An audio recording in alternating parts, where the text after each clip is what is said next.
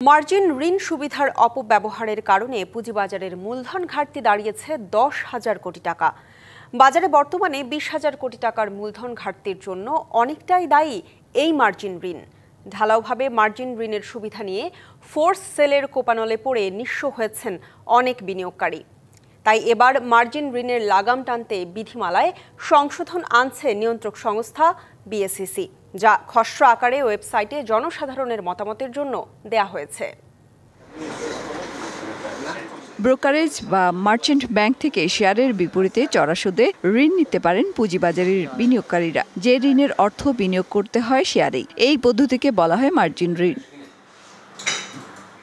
এতে শেয়ারের দর পতন হলে ঋণ পরিশোধে স্বয়ংক্রিয়ভাবে ওই মার্চেন্ট হাউস বিক্রি করে দেয় জামানতে থাকা শেয়ার। আর তাতে শেয়ারের প্রকৃত মূল্য না পাওয়ায় বিনিয়োগ ও ঋণের অর্থ হারিয়ে নিঃস্ব হয়েছেন অনেক বিনিয়োগকারী। এতে পুঁজিবাজারের সৃষ্টি হয় মূলধন সংকট।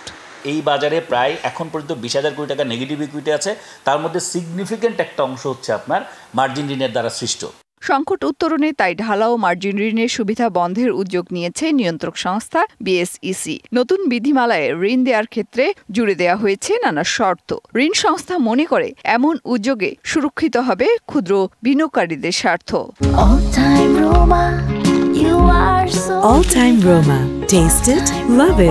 তবে এ নিয়ে ক্ষুদ্র বিনিয়োগকারীদের মধ্যে আছে মিশ্র প্রতিক্রিয়া। বিনিয়োগকারীদের স্বার্থ এখানে পূর্ণ হবে কেন? এখন নতুন যারা আসবে, মার্কেট যেটা কোম্পানি পারফরমেন্স গুড পারফরমেন্স থাকে, ওই কোম্পানিগুলোর শেয়ারের দাম বাড়তে পারবে, লোনও পাবে না। আগে সেটা ফাইন্ড আউট করার দরকার যে আমার মার্জিন রুলস দরকারি বা কেন, আর যে দিচ্ছে সেবা দিচ্ছেও বা কেন, কোন স্বার্থে সে দিচ্ছে।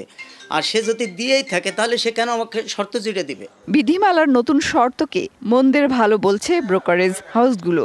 5 লাখ 10 লাখ না করে 50 লাখ 1 কোটি বিনিয়োগকারী যারা আছেন ওনাদের জন্য মার্জিন রুল। ক্ষুদ্র বিনিয়োগকারীদেরকে এইটার বাইরে রাখাটাই মানে এইটা, বিকজ ক্ষুদ্র বিনিয়োগকারীরা অনেক সময় বোঝেন না, সো ওনারা না বোঝে এটা প্রলোভনে পড়ে যায়। তবে বিএসইসির সাবেক এই চেয়ারম্যান মনে করেন গেল এক যুগে পুঁজিবাজারে দুর্দশার অন্যতম কারণ মার্জিন ঋণ। হাই রেটে মার্জিন রুল দিলে হয় কি, বাজার পড়ে গেলে তখন হঠাৎ করে যারা বিনিয়োগ করে এত হিউজ লোন নিয়ে তারা ক্ষতিগ্রস্ত হয়। 2010 সালের যে 10 বছর ধরে মার্কেট সাফার করলো, এটা অতিরিক্ত মার্জিন রুল দেওয়ার কারণে।